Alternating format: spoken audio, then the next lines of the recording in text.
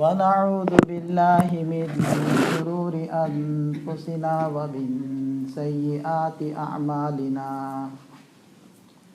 من يهده الله فلا مضل له ومن يضلل فلا هادي له ونشهد أن لا إله إلا الله وحده لا شريك له ونشهد أن سيدنا ومولانا محمدا عبده ورسوله أما بعد فأعوذ بالله من الشيطان الرجيم بسم الله الرحمن الرحيم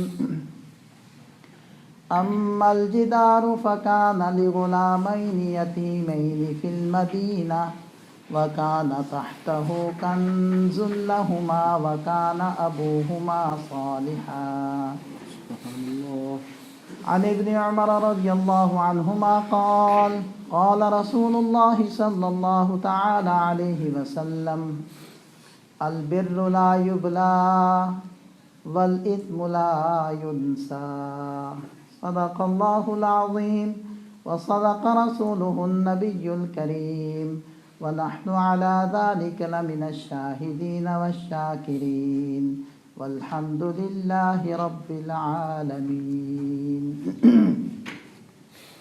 اللهم صل على سيدنا ومولانا محمد وعلى آل سيدنا ومولانا محمد وبارك وسلم. قرآن کریم نے ایک واقعہ بیان کیا ہے. واقعات تو بہت سارے بیان کیے ہیں، لیکن جس کا میں نے انتخاب کیا آج کی اس مجلس کے لیے کہ اللہ جل شانہ نے دو جلیل القدر انبیاء کرام علیہم الصلوات والتسلیمات کو بھیجا اندلس کی ایک بستی میں. ایک نبی کا نام ہے حضرت خضر علیہ السلام اور دوسرے نبی کا نام ہے حضرت موسیٰ علیہ السلام. حضرت موسیٰ علیہ السلام کہاں سے چلے ہیں؟ مصر سے یا شام سے، اور چل کر پہنچے ہیں حضرت خضر علیہ السلام کی ملاقات کو. دونوں حضرات مل کر تشریف لائے ہیں اندلس کی ایک بستی میں. اور کام کیا ہے؟ کام یہ ہے کہ اس بستی میں دو یتیموں کی ایک دیوار تھی جو گرنے والی تھی. یتیم ہمارے معاشرے میں تو یتیم بیچارہ بے کس و لاچار ہوتا ہے، اس کا کوئی پرسان حال نہیں ہوتا. کوئی بڑا منصب عہدے والا آدمی نہیں تھا، بچے تھے، یتیم تھے، لاچار تھے، اور کوئی دینی امر نہیں تھا. مسئلہ کیا تھا کہ ان کے ابا نے، بینک تو چونکہ تھے نہیں، ان بچوں کے لیے کچھ مال وراثت سنبھال کر وہ ایک دیوار کے اندر یا اس کی جڑ میں اور بنیاد میں وہ چھپایا ہوا تھا. اور وہ دیوار وقت کے گزرنے سے ٹیڑھی ہو گئی. قریب تھا کہ دیوار گر جائے، بچے ابھی چھوٹے تھے، اور دیوار گرنے سے خزانہ ظاہر ہو جائے. وہ خزانہ کیا تھا؟ حضرت ابو الدرداء رضی اللہ عنہ کی روایت ہے کہ نبی پاک صلی اللہ علیہ وسلم نے ارشاد فرمایا وہ سونا چاندی کا کچھ خزانہ تھا. تو وہ خزانہ ظاہر ہو جائے اور لوگ ان یتیموں کے مال پر ہاتھ صاف کر لیں اور یتیموں کا وہ تھوڑا سا دنیا کا سہارا ضائع ہو جائے. اللہ تعالیٰ نے ان یتیموں کے مال کی حفاظت کے لیے دو نبیوں کا انتخاب کیا اور وہ سفر کر کے اس بستی میں تشریف لائے اور حضرت خضر علیہ السلام نے اس دیوار کو سیدھا کر دیا. یہ کیا عجیب معاملہ ہے، سوچا جائے تو عقل میں بات آتی نہیں. اللہ تعالیٰ ارشاد فرماتے ہیں یہ ہم نے اس لیے کروایا وَكَانَ أَبُوهُمَا صَالِحًا ان بچوں کا ابا ایک نیک آدمی تھا، ان بچوں کے والد ایک نیک آدمی تھا، ایک متقی آدمی تھا، ایک پرہیزگار آدمی تھا۔ اگرچہ اس نے نیکی کی، اس کی نیکی کے ثمرات، اس کی نیکی کے جزا اور بدلہ اللہ قیامت کو اس کو جنت کی شکل میں دے گا، لیکن نیکی کبھی ضائع نہیں جاتی۔ نیکی کا اثر جنت کی شکل میں، اللہ کی رضا کی شکل میں، قیامت کی ہولناکیوں میں اللہ کے عرش کے سائے کی شکل میں ضرور ملے گا، لیکن نیکی ضائع نہیں جاتی۔ نیکی کے ثمرات، نیکی کی برکات اور نیکی کی وجہ سے ٹھنڈی ہوائیں وہ اس دنیا میں ضرور پہنچتی ہیں، صرف اسی کو نہیں جو اس نیکی کو کرے، بلکہ اس کی اولاد کو بھی پہنچتی ہے اور اس کی اولاد کی اولاد کو بھی پہنچتی ہے۔ سبحان اللہ۔ کیوں؟ اس لیے کہ نبی پاک صلی اللہ علیہ وسلم نے ارشاد فرمایا البر لا یبلا، یاد رکھنا نیکی ضائع نہیں جاتی، والاسم لا ینسا، لیکن اگلی بات بھی یاد رکھنا گناہ بھلایا نہیں جاتا، گناہ بیکار نہیں جاتا۔ آپ نے تنہائی میں گناہ کیا، یہ نہ سمجھیں کسی کو پتہ نہیں چلا، اس کا کوئی اثر نہیں، دیکھی جائے گی، جب اللہ کے دربار میں پہنچیں گے اس سے پہلے میں معافی مانگ لوں گا، یہ نہ سمجھنا۔ اس نیکی کے بھی اثرات تم دنیا میں دیکھو گے اور اس گناہ کے بھی اثرات تم دنیا کے اندر دیکھو۔ البر لا یبلا والاسم لا ینسا، نیکی ضائع نہیں اور گناہ بھلایا نہیں جاتا۔ حضور نبی کریم صلی اللہ علیہ وسلم نے بنی اسرائیل کے واقعات کو بھی، جن کے اندر امت کے لیے نصیحت تھی، امت کے لیے رہنمائی تھی، اس کو بیان کیا۔ تو ایک واقعہ بڑا مشہور واقعہ ہے، ہم نے بچپن میں بھی کتب کے اندر پڑھا، آپ لوگوں نے بھی سنا ہوگا کہ 3 آدمی سفر پہ جا رہے تھے، پہاڑی راستہ تھا، اچانک بارش نے ان کو آن گھیرا، تیز ہوا آ گئی، بارش آ گئی، تو وہ حفاظت کے لیے محفوظ جائے پناہ تلاش کرنے لگے۔ ان کو ایک غار نظر آئی تو وہ اس غار میں داخل ہو۔ اللہ کا کرنا یہ ہوا، ایک بھاری پتھر زلزلے کی وجہ سے پہاڑ سے لڑکا اور اس غار کے دہانے کو اس نے آ کر بند کر دیا۔ تینوں اندر، موبائل کا تو زمانہ نہیں تھا کہ کسی کو کال کر کے بلا لیتے، اتنا بھاری پتھر تینوں نے مل کے زور لگایا، وہ ٹس سے مس نہ ہوا۔ تو انہوں نے کہا کہ بھئی اب تو مرنا یقینی ہے، لگتا ہے کہ یہ غار ہماری قبر بنے گی، ہم نہیں بچتے آج، ظاہری کوئی اسباب نہیں، ظاہر میں کوئی بچنے کی صورت دکھائی نہیں دیتی۔ تو کہنے لگے کہ ایک صورت ہے، اگر کسی نے کوئی نیکی کی ہے، نیکیاں تو کی ہوں گی، لیکن کوئی ایسی نیکی جس کے بارے میں اس کا دل کہتا ہے کہ وہ صرف اللہ کے لیے کی تھی، وہ نیکی آج اللہ کے دربار میں پیش کرو، شاید اللہ کریم اس نیکی کی برکت سے ہمیں اس غار سے، اس موت کے منہ سے نکال لیں اور نجات دیں۔ تو ایک نے کہا اے اللہ، آپ کو معلوم ہے کہ میں بکریاں چراتا ہوں اور میری بیوی بھی ہے، بچے بھی ہیں، میری عادت یہ ہے کہ میں جب شام کو بکریاں واپس لاتا تھا تو پہلے دودھ دوہ کر اپنے والدین کو پلایا کرتا تھا اور بعد میں اپنی بیوی اور بچوں کو پلاتا تھا۔ اے اللہ، ایک دن مجھے آنے میں تاخیر ہو گئی، میں جب گھر پہنچا اور بکریوں کا دودھ دوہا اور پیالے میں لے کر والدین کے سرہانے پہنچا تو وہ سو چکے تھے۔ اے اللہ، مجھے گوارا نہیں تھا کہ میں اپنے والدین کو جگاؤں، میں نے یہ گستاخی سمجھی، لیکن یہ بھی مناسب نہ سمجھا کہ والدین کو پلانے سے پہلے اپنی بیوی اور بچوں کو پلاؤں۔ اللہ، میری بیوی بھوکی سو گئی، اللہ میرے بچے تڑپتے رہے بھوک سے، میں نے ان کو دودھ نہیں پلایا، لیکن والدین کو جگانا گوارا نہ کیا۔ میں ساری رات ان کے سرہانے کھڑا رہا یہاں تک کہ صبح ہو گئی. پھر میں نے اپنے والدین کو دودھ پیش کیا, ان کو پلایا, پھر اپنے بچوں کو پلایا. اللہ کریم میں نے یہ عمل صرف تیری ذات کے لیے کیا. اے اللہ اگر تجھے یہ عمل پسند ہے ہمیں اس مصیبت سے نجات عطا فرمائی. پیارے نبی صلی اللہ علیہ وسلم نے ارشاد فرمایا اس کی یہ بات کہنے سے پتھر اپنی جگہ سے سرکا اور تھوڑی سی روشنی, ایک کرن باہر سے اندر آنے لگی اور کچھ امید لگ گئی کہ ہم یہاں سے بچ نکلیں. اب دوسرے کی باری ہے.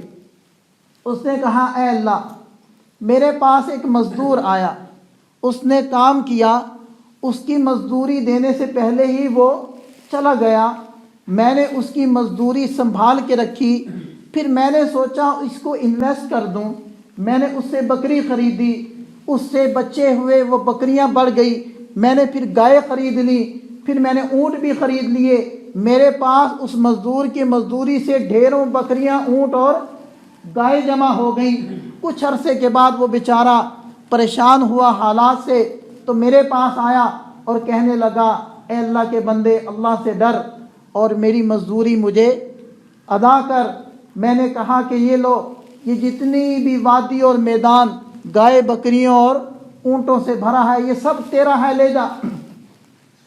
اس نے کہا اللہ کے بندے مذاق نہ کر, میری جو تھوڑی سی مزدوری بنتی ہے وہ مجھے دے تاکہ میں جاؤں. اس نے کہا اللہ کے بندے میں مذاق نہیں کر رہا, میں تمہیں حقیقت بیان کر رہا ہوں. میں نے تیری مزدوری کو سنبھالا اور انویسٹ کیا اور اللہ تعالیٰ نے اس میں برکت دی. آج یہ سب تیری مزدوری کی برکت ہے, جاؤ لے جاؤ, یہ سب تیرا ہے. اے اللہ وہ چرواہا بھی لے گیا, وہ بکریاں بھی لے گیا, وہ گائے اور اونٹ بھی لے گیا. اے اللہ میں نے تیری رضا کے لیے کیا. اگر اے اللہ آپ کو یہ عمل پسند ہے تو ہمیں اس مصیبت سے نجات عطا فرما. پتھر اور سرک گیا اور کچھ امید لگ گئی, لیکن ابھی باہر نہیں نکل سکتے تھے کیونکہ تیسرا بھی باقی تھا. اللہ. تیسرے نے کہا اے اللہ میری ایک چچا زاد بہن تھی, میں اس سے برائی کرنا چاہتا تھا لیکن وہ نہ مانی. ایک دن حالات سے مجبور ہو کر وہ میرے پاس آئی اور مجھ سے کچھ پیسوں کا مطالبہ کیا. اے اللہ میں نے وہ پیسے اس کو دے دیے, لیکن میں نے شرط لگائی کہ میں اپنی حاجت پوری کروں گا. وہ مان گئی, مجبور تھی. جب میں نے پیسے ادا کر دیے اور پوری طرح قادر ہو گیا تو اس نے کہا اتق اللہ, او نوجوان اللہ سے ڈر, اس مہر کو مت توڑ, میں مجبور ہوں, میری مجبوری کا فائدہ مت اٹھا. اے اللہ میں ڈر گیا, میں پیچھے ہٹ گیا.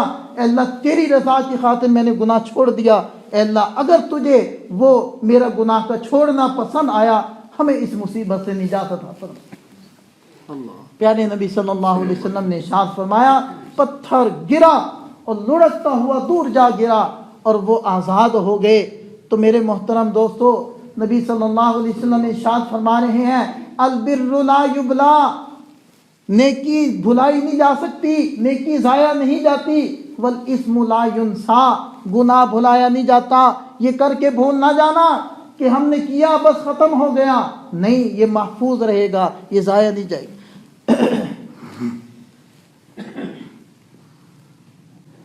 غزوہ خندق جس کو غزوہ احزاب بھی کہتے ہیں, سنا ہوگا آپ حضرات نے قصہ کئی بار غزوہ احزاب کا. قبیلے غطفان اور قریش کو حیی بن اخطب بنو نذیر کا سردار, بنو نذیر یہ بنی اسرائیل کا یہودیوں کا ایک قبیلہ تھا, اس کا سردار تھا حیی بن اخطب. اس نے غطفان اور قریش کو جمع کیا اور اکسایا کہ تم مدینہ پر جا کر حملہ کر. 10,000 کا لشکر وہ تیار ہو کر مدینے کی طرف چل پڑا. نبی پاک صلی اللہ علیہ وسلم کو اطلاع ہوئی تو آپ علیہ السلام نے صحابہ سے مشورہ کیا کہ کیا کیا جائے. مختلف مشورے آئے. حضرت سلمان فارسی رضی اللہ عنہ نے مشورہ دیا کہ اللہ کے رسول ہم فارس کے ہیں، ہمارے ہاں یہ ترتیب تھی کہ اگر دشمن قوی ہو، بکثرت ہو اور آپ کی افرادی اور اسباب کی قوت تھوڑی ہو تو پھر خندق کھود دیتے تھے تاکہ دشمن ہم تک پہنچ نہ پائے، تو یہی کرتے ہیں، خندق کھود لیتے ہیں۔ نبی صلی اللہ علیہ وسلم کو حضرت سلمان فارسی رضی اللہ عنہ کا مشورہ پسند آیا۔ میں یہ واقعہ سنانے لگا ہوں، ذہن میں رکھیے گا، وہ جو حدیث میں نے پڑھی تلاوت کی ہے، البر لا یبلا والاسم لا ینسا، نیکی ضائع نہیں جاتی۔ نیکی آپ کرتے ہیں، آپ کو نہیں معلوم اس کے اثرات کہاں کہاں پڑ رہے ہیں۔ آپ کے سجدے بظاہر آپ کو بے سود سے نظر آتے ہیں، یہ بے سود سجدے نہیں ہیں، جیسے مولانا فرما رہے تھے نا، جب آنکھ بند ہوگی تو پتہ چلے گا کہ کیا کیا نبی پاک صلی اللہ علیہ وسلم نے ارشاد فرمایا، یوم القیامت یوم الحسرت والندامہ، قیامت کے دن، قیامت کا جو دن ہے حسرت اور ندامت کا دن ہے۔ محدثین فرماتے ہیں ہر ایک کے لیے حسرت کا دن ہے، مومن کے لیے بھی، کافر کے لیے بھی۔ مومن کی حسرت اور ندامت تو واضح ہے، ایمان والا بھی حسرت اور افسوس کرے گا، کاش میں نے جتنے اعمال کیے ہیں اس سے زیادہ کر کے آتا تو آج اتنا بڑا بدلہ میں اللہ تعالیٰ سے لیتا۔ قیامت کا دن حسرت اور ندامت کا دن، یہ بیکار نہیں ہے، یہ اس کے اثرات آپ دنیا میں بھی دیکھو گے اور آپ آخرت میں بھی دیکھیں گے انشاءاللہ۔ اب دیکھیں کہ صحابہ تھوڑی سی تھا، 3000 صحابہ، ان 3000 میں آگے چل کر بتلاؤں گا کہ کتنے رہ گئے، 3000۔ اور جو مدینہ طیبہ کے اندر یعنی خندق کی اس جانب بنو قریظہ رہتے تھے، ان سے آپ علیہ السلام نے سیاسی معاہدہ کیا ہوا تھا، خلافت جس کو کہتے تھے اس زمانے میں، کہ معاہدہ کیا ہوا ہے کہ تم کسی ہمارے دشمن کی مدد نہیں کرو گے، ہم تمہارے دشمن کی مدد نہیں کریں گے، اور ہم آپ کا تحفظ کریں گے، آپ نے ہمارا ساتھ دینا ہوگا۔ یہ سیاسی معاہدے ہوتے تھے جو آپ علیہ السلام نے مدینہ طیبہ تشریف لا کر، ہجرت فرما کر سب سے پہلے یہود مدینہ سے یہ کیے تھے۔ تو بنو قریظہ سے آپ علیہ السلام کا سیاسی معاہدہ تھا، اور بنو نذیر کا سردار حیی بن اخطب وہ 10,000 کے لشکر کو اکسا کر مدینہ طیبہ کے باہر لے آیا۔ حالت کیا تھی؟ حالت یہ تھی کہ خندق کھودی گئی، خندق کھودی جا رہی تھی، صحابہ بھی خندق کھود رہے تھے، نبی پاک صلی اللہ علیہ وسلم خود بنفس نفیس کھود رہے۔ حضرت جابر رضی اللہ عنہ فرماتے ہیں میں نے نبی پاک صلی اللہ علیہ وسلم کے بطن اطہر کو دیکھا، پیٹ کو دیکھا، آپ علیہ السلام کے کپڑے یہاں سے میلے تھے، وہ پتھر اٹھانے اور مٹی کے ڈلے اٹھانے کی وجہ سے، پیٹ کا سہارا لینے کی وجہ سے یہ حصہ میلا تھا، اور صحابہ سب لگے ہوئے، سب کو ٹوٹے ملے ہوئے زمین کے، سب کھود رہے ہیں اور گیت گا رہے ہیں صحابہ، نحن الذین بایعوا محمدا علی الجہاد ما بقینا ابدا، ہم وہ لوگ ہیں جنہوں نے محمد صلی اللہ علیہ وسلم کی بیعت کی ہے اور مرتے دم تک ہم جہاد کے لیے آپ علیہ السلام کا ساتھ دیتے رہیں گے۔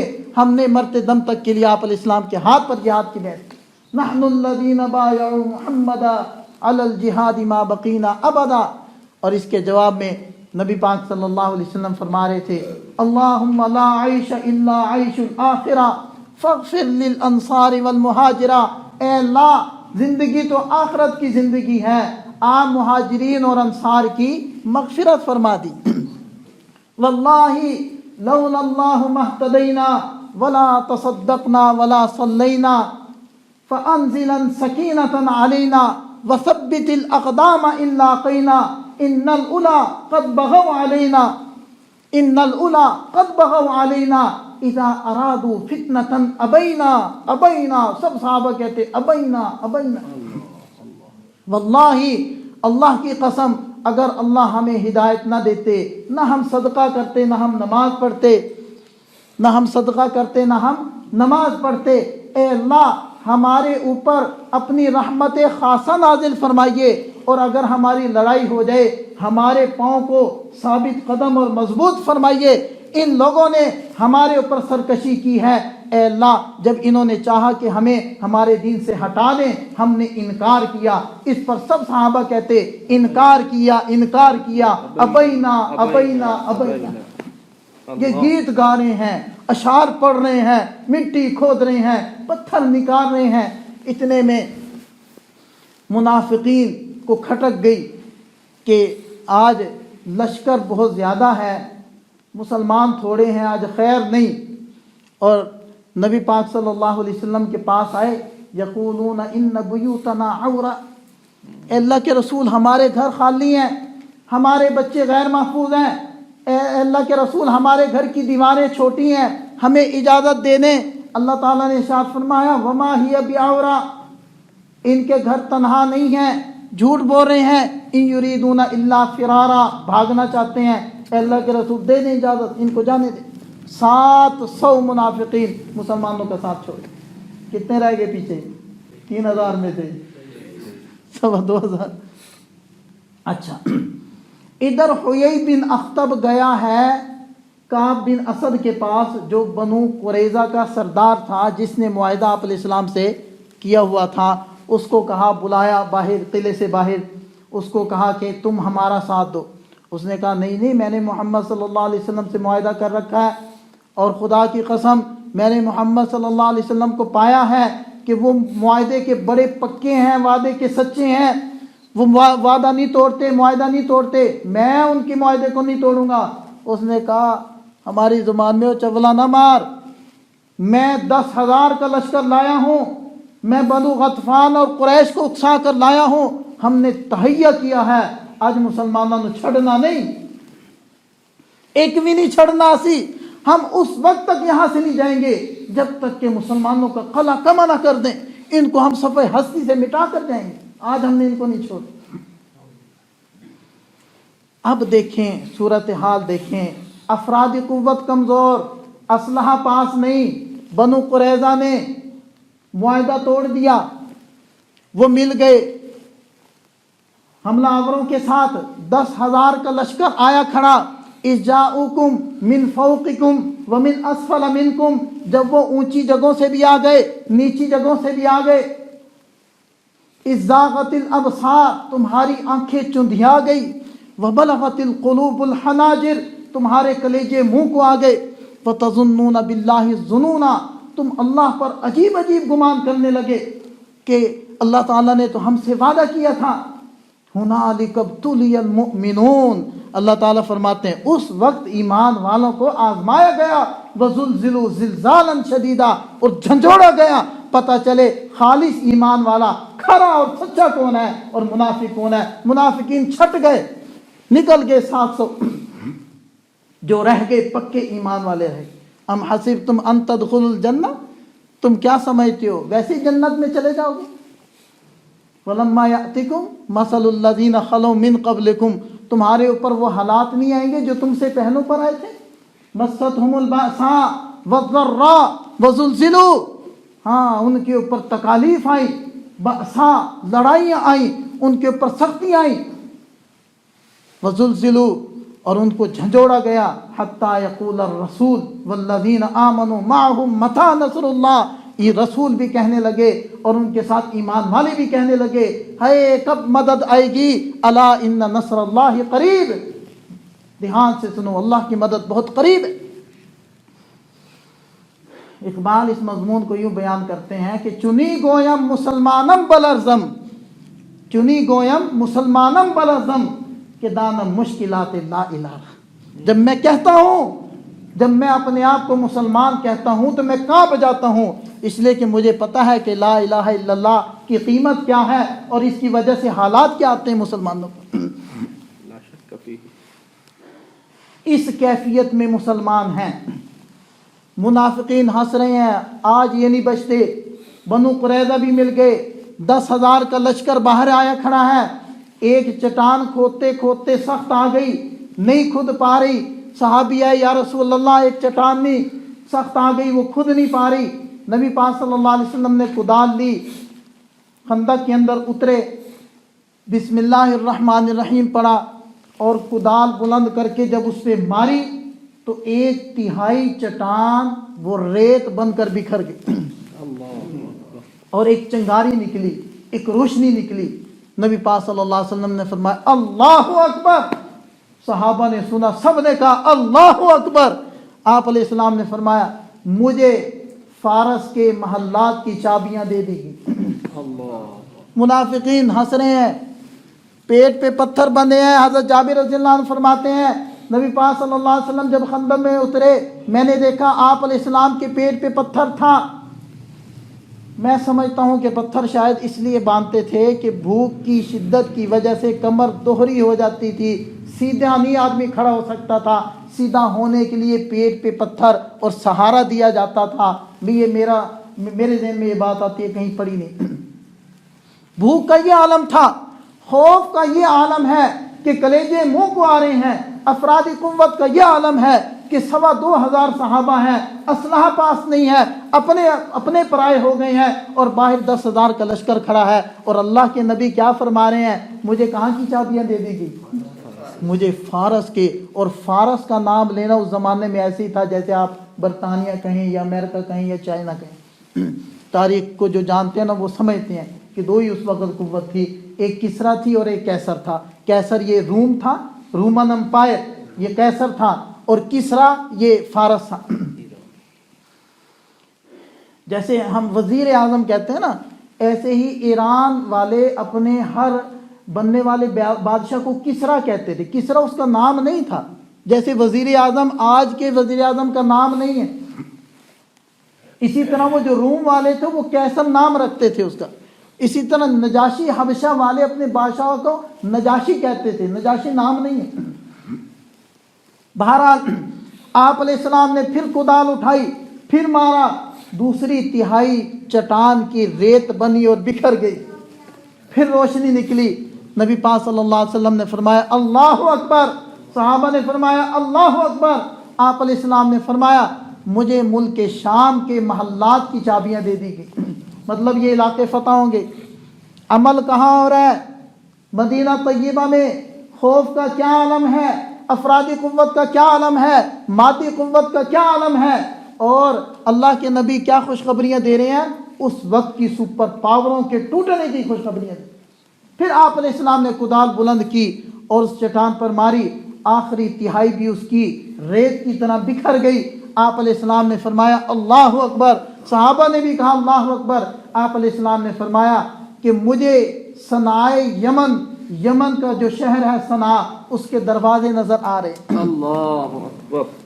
3 اس وقت کی بڑی جو پاوریں تھی وہ فتح ہونے کی آپ علیہ السلام نے خوشخبری دی۔ پھر آپ علیہ السلام جب یہ خندق تھی، وہ کفار تو ادھر کھڑے تھے، انہوں نے وہاں سے تیر اندازی کی، وہ تیر پھینکتے، کیونکہ مٹی صحابہ نے اپنی جانب رکھی تھی، تو وہ مٹی کی ایک گویا کہ دیوار کھڑی ہو گئی، بیچ میں خندق ہے اور اس طرف مشرکین کا اور بنو غطفان کا لشکر کھڑا ہے۔ وہ تیر یوں اوپر پھینکتے تھے، وہ تیر اوپر جاتے اور مٹی کراس کر کے ایسے بارش کی طرح یوں نیچے برستے۔ اس میں کچھ صحابہ شہید ہوئے، کچھ زخمی ہوئے، حضرت سعد بن معاذ رضی اللہ عنہ بھی زخمی۔ پھر اس کا جو ایک تنگ جگہ تھی، وہاں سے کچھ سوار گھوڑا دور سے دوڑا کر جمپ لگا کے اس کو کراس کر کے ادھر آ گئے۔ اس میں عمر ابن ود بھی تھا، وہ اس قدر لمبا اونچا تھا کہ گھوڑے پر بیٹھتا تھا اس کے پاؤں زمین کو لگتے تھے۔ اس نے کہا حل من مبارز، کون ہے جو میرے ساتھ مقابلہ کرے؟ دو بدو جنگ ہوتی تھی، یہ تھوڑی ہے کہ جہاز میں بیٹھے بٹن دبایا بم گرائے اور یہ گئے وہ گئے، دو بدو جنگ ہوتی تھی۔ اس نے آ کر کہا حل من مبارز۔ حضرت علی رضی اللہ عنہ نے کہا، حضرت علی رضی اللہ عنہ کا قد چھوٹا تھا، انہوں نے کہا کہ یا رسول اللہ میں جاتا ہوں۔ آپ علیہ السلام نے فرمایا علی جانتے ہو کون ہے؟ عمر ابن ود ہے۔ یا رسول اللہ مجھے جانے دے۔ تیسری مرتبہ پھر کہا، آپ علیہ السلام نے کہا ٹھیک ہے آپ جاؤ۔ حضرت علی رضی اللہ عنہ سامنے آئے، میں تم سے لڑوں گا۔ انہوں نے کہا تم کون ہو؟ انہوں نے کہا کہ علی بن عبد المطلب، ابو طالب۔ تو اس نے کہا کہ میں تمہیں قتل نہیں کرنا چاہتا، کسی اور کو بھیجو۔ حضرت علی رضی اللہ عنہ فرمائے میں تو تجھے قتل کرنا چاہتا ہوں۔ اس پر اس کو غصہ آیا اور تلواریں ٹکرائی، پینترے بدلے، غبار اڑی، تھوڑی ہی دیر کے بعد دونوں اس غبار کے اندر گم ہو گئے۔ غبار اڑ رہی ہے، تلواریں ٹکرا رہی ہیں، چنگاریاں نکل رہی ہیں، صحابہ پریشان ہیں کیا ہوگا۔ تھوڑی دیر کے بعد اللہ اکبر کی صدا بلند ہوئی اور حضرت علی کرم اللہ وجہہ فاتحانہ انداز میں وہاں سے تشریف لائے۔ اس کے بعد نبی پاک صلی اللہ علیہ وسلم نے نماز پڑھنا شروع کی اور اللہ تعالیٰ سے دعا مانگنا شروع کی۔ اللہ تعالیٰ نے ہوا کا عذاب ان پر بھیجا اور اس نے پتھروں کو اٹھا اٹھا کے مارا اور یہاں تک کہ ان کو بھاگنے پر وہاں سے مجبور کر دیا۔ تو دیکھیں عمل انسان کا ضائع نہیں، نیکی ضائع نہیں، نیکی ضائع نہیں جاتی، گناہ بھلایا نہیں جاتا۔ جب نبی پاک صلی اللہ علیہ وسلم اور صحابہ خندق کھود کر عمل کر رہے ہیں تو اس کے اثرات کہاں پڑ رہے ہیں؟ سپر پاوریں وقت کی ٹوٹ رہی ہیں۔ یہی مصر تھا یہ مصر کے فاتح اعظم حضرت عمرو بن العاص رضی اللہ عنہ، یہ فاتح مصر ہیں۔ حضرت عمر فاروق رضی اللہ عنہ کا زمانہ ہے، حضرت عمرو بن العاص رضی اللہ عنہ کے ساتھ 8,000 صحابہ کا لشکر، اور یہ تشریف لائے ہیں مصر کے ایک علاقے میں یوسف نامی کوئی جو ہے قلعہ تھا، اس کا محاصرہ کیا۔ محاصرے میں چند دن گزر گئے، قلعہ فتح نہیں ہو رہا۔ حضرت عمرو بن العاص رضی اللہ عنہ نے خط لکھا حضرت عمر فاروق رضی اللہ عنہ کی طرف کہ جی مسئلہ بنا ہوا ہے، کافی دن گزر گئے، قلعہ فتح نہیں ہو رہا۔ تو حضرت عمر فاروق رضی اللہ عنہ نے حضرت زبیر ابن العوام اور حضرت مقداد ابن اسود اور 2 اور حضرات ہیں، ان 4 حضرات کو ان کی مدد کے لیے بھیجا کہ دیکھو حالات کا جائزہ لو، کہاں کمی ہو رہی ہے، کہاں گڑبڑ ہو رہی ہے، کوئی عمل چھوٹ رہا ہے جو نبی پاک صلی اللہ علیہ وسلم کی سنت ہے وہ چھوٹ رہی ہے، اس کی وجہ سے دیر لگ رہی ہے۔ جب یہ حضرات پہنچے لشکر کے پاس تو انہوں نے کہا کہ امیر المؤمنین فرما رہے ہیں تعداد کی کوئی وجہ نہیں، اسباب کی کوئی وجہ نہیں، تمہارے کسی عمل میں کمی ہے۔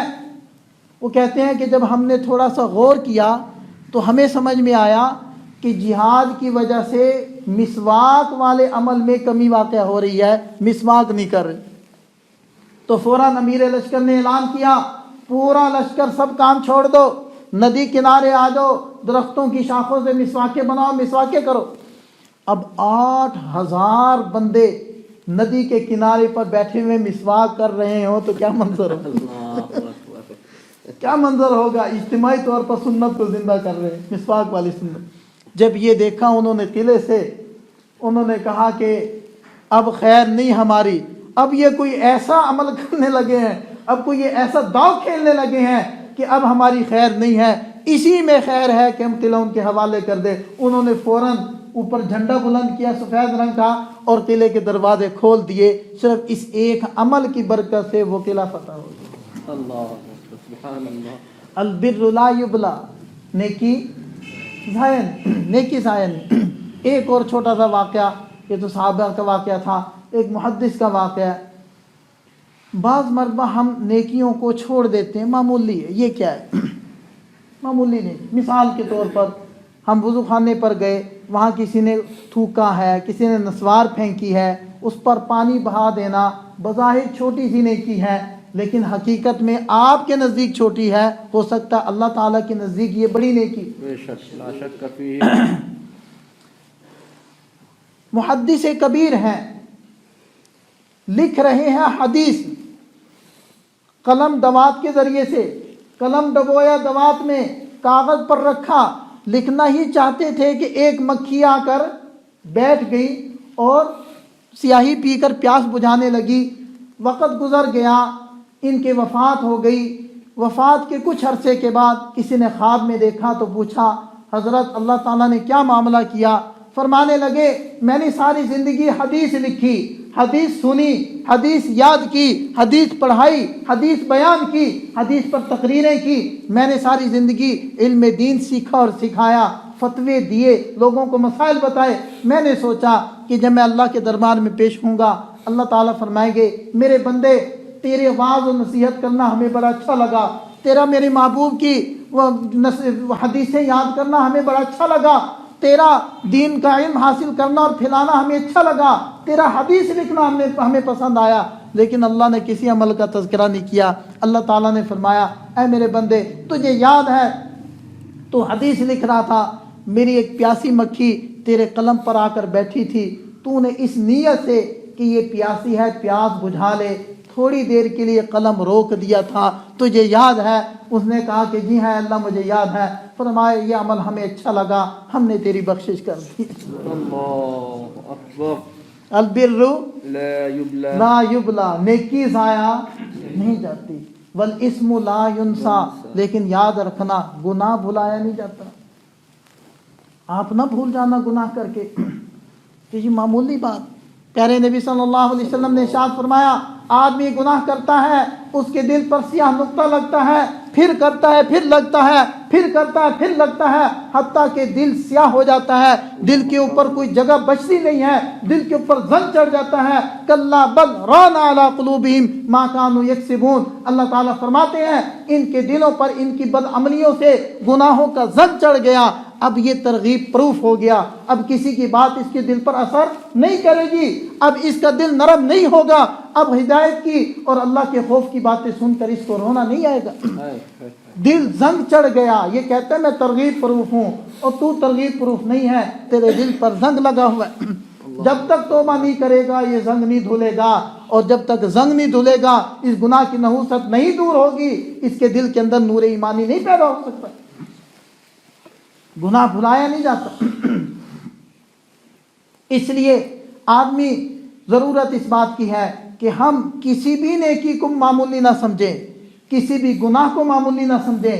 یقین جانیں ہم میں سے کوئی آدمی صرف انگارے کو اٹھا کر الماری میں اس لیے نہیں رکھتا کہ معمولی ہے اس سے کون سا آگ لگتی، یہ تیلی جلا کر کپڑوں میں نہیں رکھتا کہ معمولی ہے اس سے کون سی آگ لگتی ہے، ہمیں اتنی سمجھ ہے کہ معمولی ابھی ہے تھوڑی دیر کے بعد یہ بڑھ جائے گی، لیکن بہت سارے گناہ ہم یہ کہہ کے کر لیتے ہیں کہ معمولی ہے اس سے کیا ہوتا ہے۔ اللہم احفظنا۔ گناہ معمولی نہیں ہے، نیکی بھی معمولی نہیں ہے، اور گناہ کو معمولی سمجھ کر نہ کریں، نیکی کو معمولی سمجھ کر نہ چھوڑیں۔ بس آخری صرف دو باتیں میں کروں گا، ایک نوجوان بچوں کے حوالے سے اور ایک سب کے حوالے سے ہے۔ نوجوانوں کے حوالے سے تو یہ بات ہے کہ ایک مفتی صاحب ہیں کراچی کے، حیات ہیں، موجود ہیں، ان کی زبانی میں نے یہ واقعہ سنا۔ فرماتے ہیں کہ ایک کالج کا یونیورسٹی کا کوئی اسٹوڈنٹ تھا، وہ مجھے ملنے آتا تھا، وہ مجھے کہنے لگا کہ جی مجھے نبی پاک صلی اللہ علیہ وسلم کی خواب میں زیارت ہوئی ہے اور آپ علیہ السلام نے مجھے اپنے سینے سے گلے سے لگایا۔ تو وہ مفتی صاحب کہتے ہیں کہ میں نے اپنے استاد مفتی حسن صاحب سے یہ مسئلہ دریافت کیا کہ جی نوجوان آیا ہے، وہ کہتا ہے کہ جی میرے خواب میں پیارے نبی صلی اللہ علیہ وسلم تشریف لاتے ہیں اور مجھے اپنے سینے سے لگا۔ تو انہوں نے کچھ دعا شعا اس کو دی۔ جب وہ نوجوان چلا گیا تو یہ مفتی صاحب رونے لگ گئے، مفتی حسن صاحب۔ تو انہوں نے کہا کہ جی حضرت آپ کیوں رو رہے ہیں؟ تو انہوں نے کہا یہ بچہ زیادہ وقت زندہ نہیں رہے گا، یہ جلدی مر جائے گا، یہ زیادہ وقت زندہ نہیں رہے گا، یہ جلدی مر جائے گا، اس کو کوئی نصیحت کرو، اس کو کوئی توبہ وغیرہ کرواؤ۔ خیر وہ مفتی صاحب کہتے ہیں جو واقعہ بیان کرتے ہیں، کہتے ہیں ایک دو دن کے بعد ہی اطلاع آئی کہ وہ وفات پا گئے، ایک دو دن کے بعد اطلاعی وفات۔ کہتے ہیں کہ 14 دن کے بعد وہ میرے خواب کے اندر آئے، 14 دن کے بعد۔ جب خواب میں آیا تو میں نے اس کو پوچھا کہ بیٹا آپ کے تو ماشاءاللہ بڑے اچھے خواب تھے، تو بتاؤ کیا ہوا؟ اس نے کہا کہ جی مفتی صاحب اللہ تعالیٰ نے رحم فرمایا، لیکن 14 دن میں پھنسا رہا اس وجہ سے کہ میرے کپڑوں میں ناپاکی کا خیال مجھ سے نہیں ہوتا تھا، اس ناپاکی کی وجہ سے 14 دن مغفرت رکی رہی، اور 14 دن کے بعد میری اللہ نے مغفرت کی ہے۔ اللہم احفظنا۔ آپ اپنے کپڑوں کو پاک رکھیں، اور کپڑے پاک تب رہیں گے جب آپ کا دماغ پاک ہوگا، دماغ پاک تب ہوگا جب آپ کی نگاہ پاک ہوگی۔ فيه یہ ظاہری نجاست سے بھی بچیں، باطنی نجاست سے بھی بچیں۔ جب ظاہری نجاست کی وجہ سے 14 دن اس شخص کی، اس بچے کی جس کے خام میں سرکار مدینہ صلی اللہ علیہ وسلم تشریف لائے، آپ علیہ السلام نے فرمایا جس نے مجھے خواب میں دیکھا اس نے مجھے دیکھا، اس لیے کہ میری شکل میں شیطان متشکل نہیں ہو سکتا۔ اور آپ علیہ السلام نے فرمایا جس نے مجھے خواب میں دیکھا اللہ تعالیٰ نے اس کے لیے جنت کو واجب کر دیا۔ یہ وہ بچہ ہے جس کے خواب میں سرکار تشریف لانے ہیں، ہر رات تشریف لانے ہیں، گلے سے لگانے ہیں، وہ کپڑوں کی ناپاکی کی وجہ سے 14 دن اس کی مغفرت رکی رہی ہے۔ تو جن کے کپڑے ناپاک ہونے کے ساتھ ساتھ دماغ بھی گندا ہے تو ان کی مغفرت کا اور ان کی بخشش کا کیا بنے گا؟ تو اس لیے ہم اپنے کپڑوں کو پاک رکھنا چاہتے ہیں تو دماغ کو پاک کریں، دماغ کو پاک رکھنا چاہتے ہیں تو اپنی نگاہ کو پاک رکھیں، نگاہ کو غلط نہ جانے دیں۔ نگاہ غلط بھٹکتی ہے تو آپ یقین کر لیں کہ آپ کا ایمان نہیں بچے گا۔ اگر آپ اپنی نگاہ کی حفاظت نہیں کر سکتے تو ایمان کی حفاظت بھی نہیں۔ یہ جو کہہ دیتے ہیں نا کہ جی فری انٹرنیٹ ہمیں مل گیا، یاد رکھنا دنیا کے اندر کوئی چیز فری نہیں ہوتی، ہر چیز کی قیمت ہوتی ہے۔ وہ تمہیں فری لگ رہا ہے وہ فری نہیں ہے، اس کی قیمت تمہارا ایمان ہے، اس کی قیمت تمہارے اخلاق ہے، اس کی قیمت تمہارا کردار ہے، وہ فری نہیں ہے۔ دوسری بات جس میں عام طور پر ہم سب مبتلا ہیں، حضرت ابو ہریرہ رضی اللہ عنہ فرماتے ہیں کہ ایک مرتبہ حضور نبی کریم صلی اللہ علیہ وسلم کے ساتھ میں مدینہ سے باہر نکلا تو ایک شخص بیٹھا تھا اور وہ بڑا پریشان حال، پراگندہ حال وہ بیٹھا ہوا تھا۔ آپ علیہ السلام نے اس سے پوچھا کہ کیا مسئلہ ہے، تم کیوں پریشان ہو؟ کہنے لگا کہ یا رسول اللہ میرا ہاتھ تنگ ہے اور گھر کے حالات کی وجہ سے بہت پریشان۔ آپ علیہ السلام نے ارشاد فرمایا تم یہ پڑھا کرو توکلت علی الحی الذی لا یموت الحمد للہ الذی لم یتخذ ولدا ولم یکن لہ شریک فی الملک ولم یکن لہ ولی من الذل وکبرہ تکبیرا۔ یہ سورہ بنی اسرائیل کی آخری آیت ہے اور شروع کا ایک حصہ یہ ہے توکلت علی الحی الذی لا یموت، اس کے بعد سورہ بنی اسرائیل کی آخری آیت جوڑنی۔ آپ علیہ السلام نے فرمایا یہ پڑھا کرو، انہوں نے کہا ٹھیک ہے۔ حضرت ابو ہریرہ رضی اللہ عنہ فرماتے ہیں کچھ عرصے کے بعد میں پھر نبی پاک صلی اللہ علیہ وسلم کے ساتھ تھا، ہم مدینہ طیبہ سے باہر نکلے تو وہ شخص بیٹھا دکھائی دیا، بڑا خوشحال، بڑا تر و تازہ۔ آپ علیہ السلام نے اس سے کہا ہاں بھی بتاؤ تمہارا کیا حال ہے؟ کہنے لگا یا رسول اللہ جس دن سے آپ نے وہ ورد بتایا تھا میں وہ کرتا ہوں، اللہ تعالیٰ نے میری گھریلو پریشانیاں بھی دور کر دی اور میرے فقر فاقہ کو بھی دور کر دیا، اللہ تعالیٰ نے مجھ پر وسعت فرما دی۔ سبحان اللہ۔ تو البر لا یبلا، نیکی ضائع نہیں ہوتی، نیکی کا بدلہ اللہ دنیا میں بھی دیں گے، آخرت میں بھی دیں گے۔ گناہ بھی ضائع نہیں ہوتا، گناہ کا بدلہ بھی دنیا میں اثرات پہنچیں گے، آخرت میں اس کی جزا سزا ہے۔ لہذا نیکی کر کے نیکی کریں، معمولی سمجھ کر نہ چھوڑیں، گناہ سے بچیں، معمولی سمجھ کر نہ کریں۔ اگر ہو جائے تو توبہ کا دروازہ کھلا ہے، اللہ کے سامنے ہاتھ اٹھا کر توبہ کر لیں، 2 آنسو بہا دیں۔ حضرت جبریل علیہ السلام نے فرمایا ہم جو ہے یہ سب اعمال کا ثواب ہم لکھتے ہیں، سب اعمال کا ثواب ہم لکھتے ہیں، لیکن آنکھ سے نکلے ہوئے آنسو کا ثواب ہم نہیں لکھتے، اس لیے کہ ایک آنسو کی وجہ سے جہنم کی آگ بجھ جاتی ہے، تو جس کے آنسو مسلسل گرتے ہوں اس کا کیا اجر و ثواب ہوگا؟ اس کا اجر و ثواب اللہ کریم نے اپنے ہاتھ میں رکھا ہوا ہے۔ اللہ تعالیٰ نے فرمایا ہوا ہے اے جبرائیل، اے کاتبین، اے تم ایک طرف ہو جاؤ، میرا بندہ جو آنسو بہا رہا ہے اس کا ثواب میں خود اپنی طرف سے دوں گا، تم اس کا حساب کتاب نہیں کر سکتے۔ تو اس لیے اپنے گناہوں پر ہم روئیں اور نیکی کو معمولی نہ سمجھیں، ہر نیکی کو کر گزریں، چھوٹی ہو بڑی ہو، وہ ہماری نگاہ میں چھوٹی ہے، ہو سکتا ہے اللہ کی نگاہ میں وہ بڑی ہو۔ اللہ تعالی ہمیں دین کی صحیح فہم سمجھ عطا فرمائے، عمل کی توفیق عطا فرمائے۔ وآخر دعوانا ان الحمدللہ رب العالمین، والصلاة والسلام علی رسولہ اشرف الانبیاء وعلی آلہ واصحابہ۔ اللهم ربنا آتنا في الدنيا حسنة وفي الآخرة حسنة وقنا عذاب النار اللهم إنا نسألك رضاك والجنة ونعوذ بك من سخطك وغضبك والنار۔